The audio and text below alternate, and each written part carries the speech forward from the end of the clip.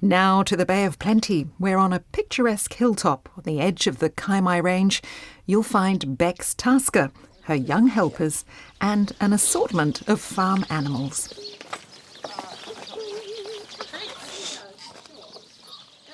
All right, kids, come out here and help me set up some things. Who are we going to play with? Let's play with Rupert. Yep. Bex Tasker has been training animals and helping people to train animals for more than 2 decades now. Out you go, Rup. It's springtime, and we're at her 5.5 hectare farmlet in the Bay of Plenty. The Kaimai Ranges are up behind us to the west, and then out, we're looking out over towards Matakana Island across the Tauranga Harbour. And we're sitting here quite high up, looking right out at it. It's beautiful. So somebody needs to put a collar on Pipsqueak, and someone needs to go and grab... Jose, would you like to get Max out? It's busy, with children setting up for training sessions and a newborn lamb to attend to too. I have 8 horses at the moment. I breed sheep. I've got bunnies. I've got a couple of pet cows. I've got 6 or so very special valet black-nosed sheep, which are quite a unique, rare breed. Almost all of these animals are part of my animal training business. So we do kids workshops. I take a lot of my different animals out to perform trick shows and meet the public and do the PR job out at markets and AMP shows and things like that. Yeah, and then I train horses. I travel around New Zealand and overseas teaching people how to train horses. Bex also has some clever rescue chooks which play table football. Why, you may ask? Well, we'll get to that in a moment. But first, let's meet one of the kids on one of Bex's youth programs.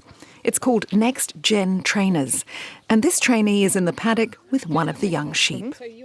My name is Ariella, and I am 13 years old. And what are you going to do with Pipsqueak? Keep on working on his wave because he does it constantly. Wave? Yes, trying to get him to do it on cue. Yeah. I do public shows with Bex, and we're trying to get them, all the sheep pretty much, to wave on the pedestal, and I trained him to do that for an AMP show. Yeah. Okay, show me what you can do. Okay, come on, Pipsqueak.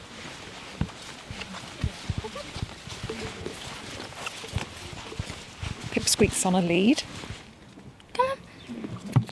Oh, yep, there we go. He did a little wave, and then when he does, I'm going to click for him and reward him. So will he at a show just stand without the food and wave? Or will it it's a translate? work in progress. That's how it started. I was just trying to train him to stand on the pedestal, but he kept on nudging me with his foot, and I'm like, I think I can turn this into something. It's more about trying to get him to get out of bad habits of, nudging me and more wanting him to wave in front of him. Timing is everything? Yes, definitely. If you get it wrong, then he could be thinking he needs to do something else. So what have you got out of this program? All my training knowledge, really. Learning about all the different animals. Also, I've learned how to horse ride here. I use all this knowledge as well with my animals. And what are the main qualities you need to be able to train? Confidence, for sure. You need to have good timing and love animals. And I guess patience. Yes, and patience, for sure.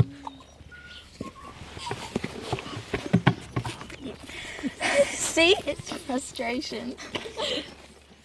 We'll leave Ariella and Pipsqueak and head back over to Bex, who's like a ringmaster among all these kids and animals. She moved here a decade ago after working as a drug dog handler for customs and training as a vet nurse and with guide dogs.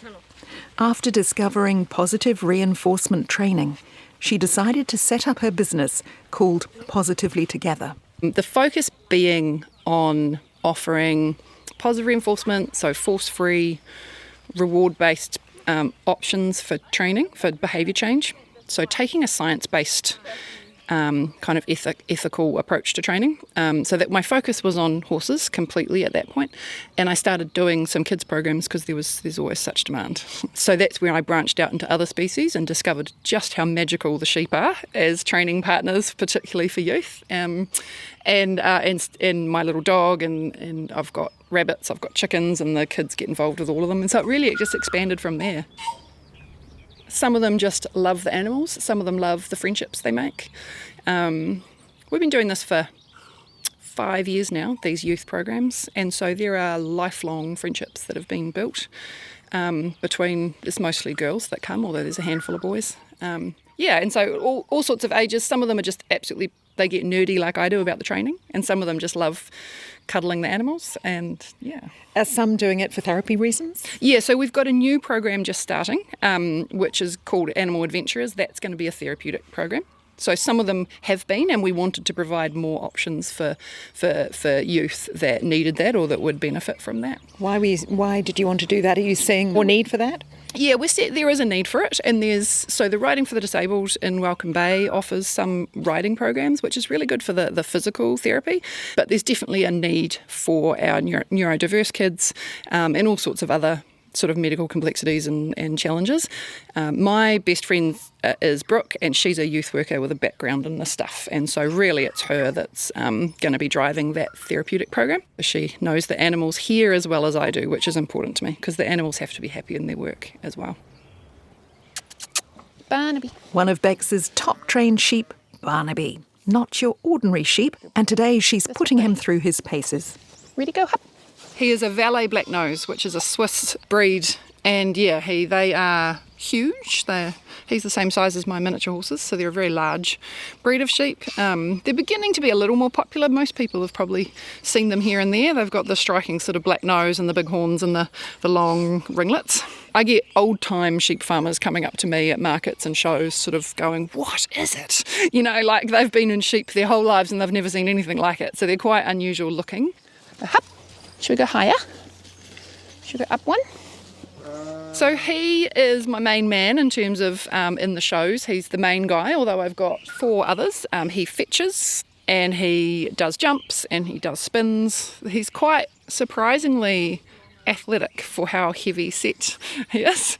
So the crowds always love seeing him jump. The show that I do at the AMP shows in the markets is called Animal Magic. So it's the magic of training, it's the magic of animals, but there's also literal magic tricks in there, which I think is really fun. I've never been very good at it, but I've always enjoyed card tricks and magic tricks and things like that. So I thought, well, why not have the magic of training, but incorporate that into the show. So I've got a chicken that can predict what card someone's going to pull out of the deck of cards. Barnaby does like a mind reading prediction trick. Yeah, so well, I'm looking forward to seeing this one. Yeah, so I'll show you how he fetches his squeaky toy, and you'll probably hear him squeaking it as he brings it back to me. And then we'll see what else he feels like doing today. But good boy. He will play this all day long. It's not difficult to teach a dog to fetch. Sheep, you need to train them tiny step by tiny step. I basically teach him to put an object in his mouth and then feed him. And then over time, he understands that when the toy is in his mouth and he places the toy in my hand, that he will get a click and a treat. So then we can obviously move on to putting it on the ground, and he knows that he needs to bring it to me in order to get his treat. And so for him, it's called a behaviour chain.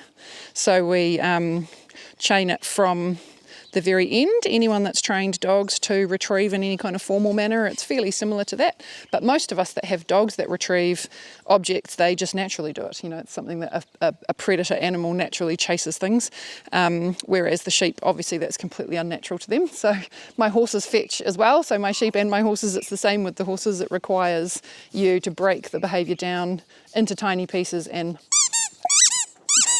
shape it step by step. The redeeming feature of sheep as training partners is how incredibly food motivated they are. And they're very reliable. I take them into some pretty unusual situations, into schools and markets and fairs and things with big groups of people, often the teenagers that are helping me in the shows, they'll take them for a walk through the show and line up for ice cream with crowds all around, and the sheep aren't bothered at all. They also do love a good scratch.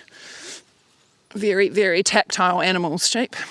So in my opinion, we just really miss out on the joy of these animals when they're just sitting in the paddock and they're running away from us. People say that they're stupid, but they're not actually. They're just trying to survive. They're trying to save their own lives because they're terrified. But anyone that's raised a bottle lamb will know that when they're not terrified, they're actually a lot of fun. So with these tricks that you do with Barnaby in particular, what is the point of it? What are you teaching kids here? This is something which I am super, super passionate about, is force-free training, positive reinforcement training. And while it all seems very silly and cute and fun, there's a much deeper message, deeper meaning. I'm really passionate about the preteens and the teen age group in particular. And really role modelling and showing the importance of respecting body autonomy, of looking for consent when we're interacting with other beings, whether those are sheep or chickens or humans. So, force-free training is about making behaviour change, but it's about doing it in a way that the animal's on board with, and that the animal is having as much fun as we are. Whereas I think traditional animal training is about making the animals do things because it's convenient for humans, because it's, safe for us, or it gives us something that suits our goals, whether those are financial or competition or whatever it might be.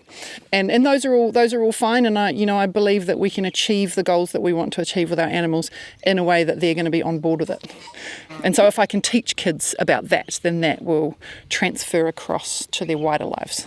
Can you share some of the stories that you've experienced proving this? So one that comes to mind is I had a teenager some years ago who had gone through a fairly traumatic kind of early teen stage, and she was about 15 by the time she was training with me. She became a fairly savvy little trainer, and she was working primarily with horses, but she came to me one day and she said that there'd been a kid at her school who was kind of bullying, I guess, sort of pushing her around or blocking doors when she wanted to go through them, or just, that kind of behaviour, which for many young teenagers would be pretty upsetting. And she was telling me about how she was trying to figure out what was going on underneath. She said maybe their grandmother died, maybe they've got an abusive parent. In other words, she was looking at the underlying problem or the underlying need that was driving that behaviour. Something she's learnt from the training. Yeah, which comes from looking at, if the horse pins its ears back and tries to bite you, rather than calling it rude or naughty or whatever, what I'm teaching is that we want to actually look at what's the underlying driver behind that. And, it's probably, with horses at least, it's probably discomfort or fear. And so, we can put these labels on animals like the sheep is stupid because it runs away. Actually, it's running away because it's trying to save its own life. The horse is stubborn or dominant or whatever because it's trying to kick, when actually it's just trying to protect itself. 10-year-old Elena is with Misty, a small pony. Misty's going up on a pedestal. Well, he can try get into the treat pouch, as he kind of is trying to right now. You've got the treat pouch hanging around your shoulders. Yeah. And he's reaching up into it. What have you learned? Well, I've learnt a lot about the handling and the body language. And I've learnt a lot about horse riding too. And I've learnt about lots of what animals can really do with the tricks of what Bex does. It's definitely taught me to be patient with animals, because sometimes that's kind of hard because they're like pushing you and you're like, oh, come on, just stop doing that. And do you put some of this training into use at home? Yeah, sort of. Well, it's just kind of hard to train our chickens because they just want food. And speaking of chooks, let's head over to the chook house. The chickens that I've got here at Positively Together are rescued from commercial egg farms. Ironically, these rescue chickens, because they've been in sheds and every time they see humans, they're presumably topping up the food or whatever. So even though some of them have been pretty poorly treated in their lives, they haven't had great lives at the farms they've been in, they don't associate that with humans. And so they arrive black with very few feathers and sort of often with their beaks all being trimmed or that kind of thing. Never having sort of had grass under their feet and the sun on their backs and dust baths and all of that. But they're very, very easy to tame and train. They're very people focused. And the chickens are showing off their jumping skills. We can see that Ariella and Rada are holding the food up high, and then when the chickens jump up and they basically boing off the ground, and then you can hear Ariella clicking when they reach the top of their jump, and then feed them when they're on the ground. The chickens like it, and it's a natural behaviour for them, but it looks very funny. It makes for good photos, and the kids enjoy it. So it is a natural behaviour. You're not making them do something that they don't normally do. What they're actually doing, the way it starts out, is they're just jumping up to peck food. So if there was food up high somewhere, if they were trying to get up to fruit hanging from a tree, or, if we were to hang a corn cob from the roof of their house for enrichment purposes, they would do exactly this to jump up and get it. So the thing with positive reinforcement is what we're doing is we're finding behaviours that the animal is naturally doing, and then we're building upon them. We're not going to teach the chickens to do a forward roll or to backflip, because it's not something they're naturally going to do. And so we can always feel confident that they're doing it because they want to do it. Now, you have had chickens trained to play football. Yes, so That's not something they're naturally. No, but but the actual base behaviour of that is pecking. And so they play football by pecking the ball.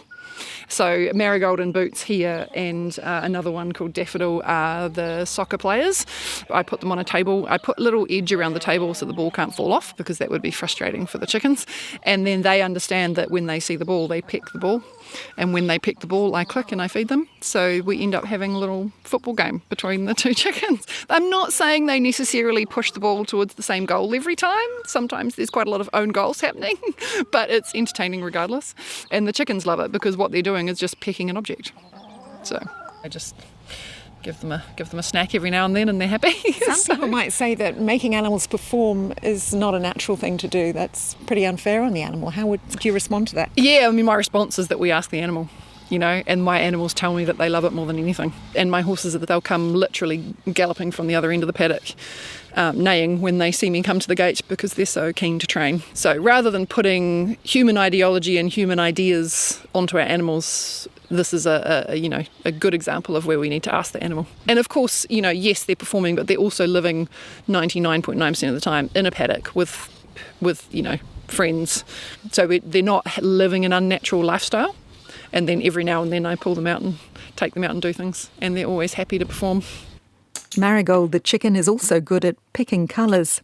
So what she's doing is colour discrimination. So in other words, she knows to pick the red cone, and she doesn't pick the other colours.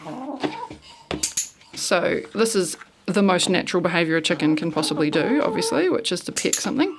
So this starts with teaching her to peck the object. So in the very beginning I might do that by putting some food onto it, or hang on, just wait. She gets very impatient if I'm not quick. So she understands that when she hears the click, she can go and get the food. What we can do is we can build up a long chain of behaviours. So I can have her go over a seesaw and through a tunnel and around a cone and back again and peck the thing in exchange for one click and one piece of food over time. She understands that her behaviour is what gets the click to happen, and the click is what gets the food to happen.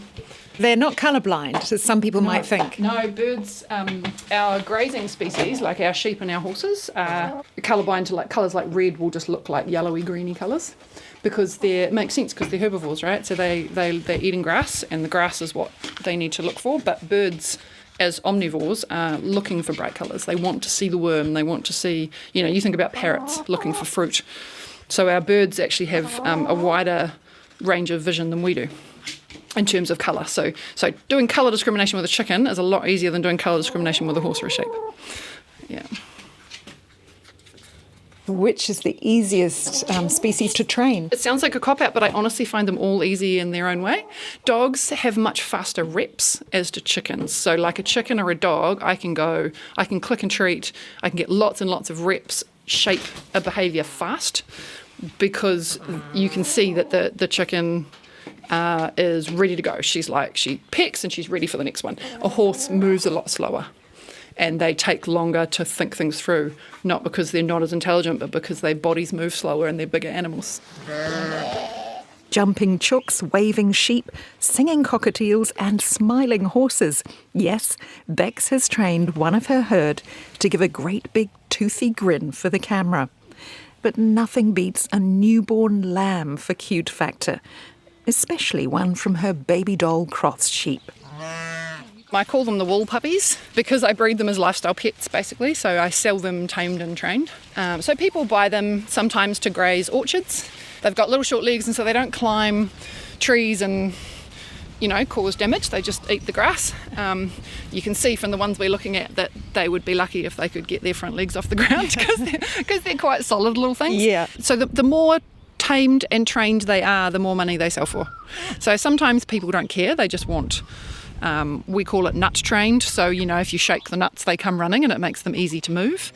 A lot of my people that buy my sheep are first time sheep owners, so I provide that support of kind of teaching them about how we take care of them, and they don't have to chase them, they don't have to push them or have dogs or have the stress of trying to corner them when they need to do work, because maybe they don't have fancy sheep yards and things, maybe they're just pushing them into the corner behind a gate, but because they're so well handled and so friendly. So we'll be weaning by Christmas and they'll be heading off to new homes. I'll pick the best and the friendliest ones to stay and work with the kids' programs I do here. So here we go. Hello, Madeline. Hello. Hello, sweetheart. A beautiful brown motley coloured Yeah. sheep here by our side. So Come this up for a is- scratch. Madeline is an example of a ewe raised. So she's not bottle raised, but she's walked right up to me for a scratch on the head and just to say hi. And so you can see that when you handle them and when their mums are friendly, it's really easy, to get the lambs friendly. Bex Tasker of Positively Together with some of her valet black-nosed sheep at Aongatete in Bay of Plenty. And take a look at the photos of Bex and the animals on the accompanying story on our website. Go to rnz.co.nz/countrylife. I'd love to see a video of those chickens playing football if there's one. Yes, there is one. That'll be in the story as well. And also there's a photo of a grinning horse. A grinning horse. Yep, you got to see it to believe it.